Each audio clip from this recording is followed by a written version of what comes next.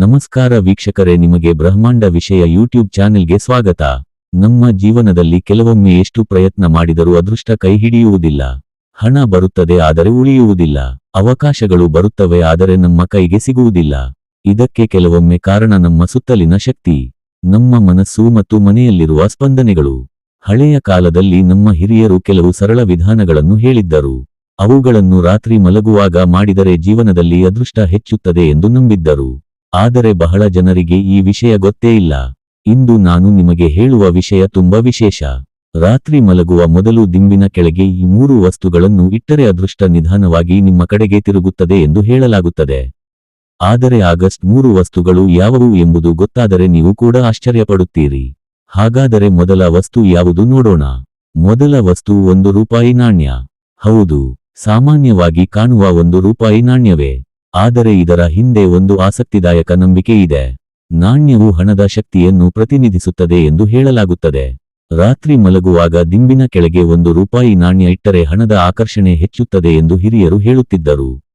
ಹಳೆಯ ಕಾಲದಲ್ಲಿ ವ್ಯಾಪಾರಿಗಳು ಕೂಡ ತಮ್ಮ ಹಣದ ಪೆಟ್ಟಿಗೆಯಲ್ಲಿ ಒಂದು ವಿಶೇಷ ನಾಣ್ಯ ಇಡುತ್ತಿದ್ದರು. ಅದು ಅದೃಷ್ಟವನ್ನು ಕರೆತರುತ್ತದೆ ಎಂದು ನಂಬುತ್ತಿದ್ದರು. ಆದರೆ ಒಂದು ಮುಖ್ಯ ವಿಷಯ ಇದೆ. ನಾಣ್ಯವನ್ನು ಅಸಡ್ಡೆಯಿಂದ ಹಾಕಬಾರದು. ಅದನ್ನು ಸ್ವಚ್ಛವಾಗಿ ತೊಳೆಯಬೇಕು. ನಂತರ ಮನಸ್ಸಿನಲ್ಲಿ ಒಳ್ಳೆಯ ಆಶಯವನ್ನು ಇಟ್ಟು ದಿಂಬಿನ ಕೆಳಗೆ ಇಡಬೇಕು.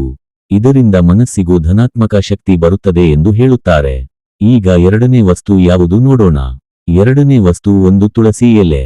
ತುಳಸಿ ನಮ್ಮ ಸಂಸ್ಕೃತಿಯಲ್ಲಿ ತುಂಬಾ ಪವಿತ್ರವಾದ ಸಸ್ಯ. ಇದನ್ನು ಲಕ್ಷ್ಮೀ ದೇವಿಯ ಆಶೀರ್ವಾದದ ಸಂಕೇತ ಎಂದು ಹೇಳುತ್ತಾರೆ. ರಾತ್ರಿ ಮಲಗುವ ಮೊದಲು ಒಂದು ತುಳಸಿ ಎಲೆಯನ್ನು ಕಾಗದದಲ್ಲಿ ಇಟ್ಟು ದಿಂಬಿನ ಕೆಳಗೆ ಇಟ್ಟರೆ ಮನಸ್ಸಿಗೆ ಶಾಂತಿ ಬರುತ್ತದೆ ಎಂದು ಹೇಳುತ್ತಾರೆ.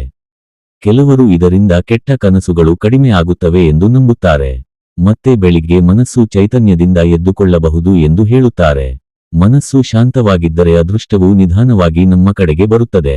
ಇದೀಗ ಮೂರನೇ ವಸ್ತು ಯಾವುದು ಗೊತ್ತಾದರೆ ನೀವು ಖಂಡಿತ ಆಶ್ಚರ್ಯಪಡುತ್ತೀರಿ. ಮೂರನೇ ವಸ್ತು ಒಂದು ಸಣ್ಣ ಕಾಗದದಲ್ಲಿ ನಿಮ್ಮ ಕನಸು ಅಥವಾ ಗುರಿ ಬರೆಯುವುದು. ಹೌದು, ನೀವು ಜೀವನದಲ್ಲಿ ಏನು ಬಯಸುತ್ತೀರಿ ಎಂಬುದನ್ನು ಒಂದು ಕಾಗದದಲ್ಲಿ ಬರೆಯಬೇಕು. ಹಣ ಬೇಕು, ಒಳ್ಳೆಯ ಕೆಲಸ ಬೇಕು, ಅಥವಾ ನಿಮ್ಮ ಜೀವನದಲ್ಲಿ ಒಂದು ದೊಡ್ಡ ಗುರಿ ಇರಬಹುದು. ಅದನ್ನು ಸ್ಪಷ್ಟವಾಗಿ ಬರೆಯಿರಿ. ನಂತರ ಆ ಕಾಗದವನ್ನು ಮಡಚಿ ದಿಂಬಿನ ಕೆಳಗೆ ಇಟ್ಟು ಮಲಗಬೇಕು. ಇದರಿಂದ ನಿಮ್ಮ ಮನಸ್ಸು ಆ ಗುರಿಯ ಬಗ್ಗೆ ಹೆಚ್ಚು ಕೇಂದ್ರೀಕರಿಸುತ್ತದೆ ಎಂದು ಹೇಳುತ್ತಾರೆ. ಮನಸ್ಸು ಯಾವ ವಿಷಯದ ಬಗ್ಗೆ ಹೆಚ್ಚು ಯೋಚಿಸುತ್ತದೆ ಅಲ್ಲಿ ಶಕ್ತಿ ಹರಿಯುತ್ತದೆ. ಅಲ್ಲೇ ಅವಕಾಶಗಳು ಹುಟ್ಟುತ್ತವೆ. ಇದನ್ನು ಮನೋವಿಜ್ಞಾನದಲ್ಲೂ ಹೇಳಲಾಗಿದೆ. ನಾವು ನಮ್ಮ ಗುರಿಯನ್ನು ಸ್ಪಷ್ಟವಾಗಿ ನೆನಪಿಸಿಕೊಂಡರೆ ಅದನ್ನು ಸಾಧಿಸುವ ಸಾಧ್ಯತೆ ಹೆಚ್ಚುತ್ತದೆ. ಆದ್ದರಿಂದ ಕೆಲವರು ಇದನ್ನು ಅದೃಷ್ಟವನ್ನು ಆಕರ್ಷಿಸುವ ಸರಳ ವಿಧಾನ ಎಂದು ಹೇಳುತ್ತಾರೆ. ಆದರೆ ಒಂದು ವಿಷಯ ನೆನಪಿಟ್ಟುಕೊಳ್ಳಿ, ಈ ವಿಧಾನಗಳು ನಮ್ಮ ಮನಸ್ಸಿಗೆ ಧನಾತ್ಮಕ ಶಕ್ತಿ ನೀಡುವವು. ಆದರೆ ಜೀವನದಲ್ಲಿ ಯಶಸ್ಸು ಬರಲು ಪರಿಶ್ರಮವೂ ಅಗತ್ಯ. ನಾವು ಪ್ರಯತ್ನ ಮಾಡಿದಾಗ ಮತ್ತು ಧನಾತ್ಮಕವಾಗಿ ಯೋಚಿಸಿದಾಗ ಅದೃಷ್ಟವು ನಮ್ಮ ಕಡೆ ಬರುತ್ತದೆ. ನೀವು ಇಂತಹ ಆಸಕ್ತಿದಾಯಕ ಮಾಹಿತಿಗಳನ್ನು ಇಷ್ಟಪಟ್ಟರೆ ನಮ್ಮ ಚಾನೆಲ್ ಅನ್ನು ಸಬ್ಸ್ಕ್ರೈಬ್ ಮಾಡಿ. ಈ ವಿಡಿಯೋವನ್ನು ನಿಮ್ಮ ಸ್ನೇಹಿತರ ಜೊತೆ ಶೇರ್ ಮಾಡಿ.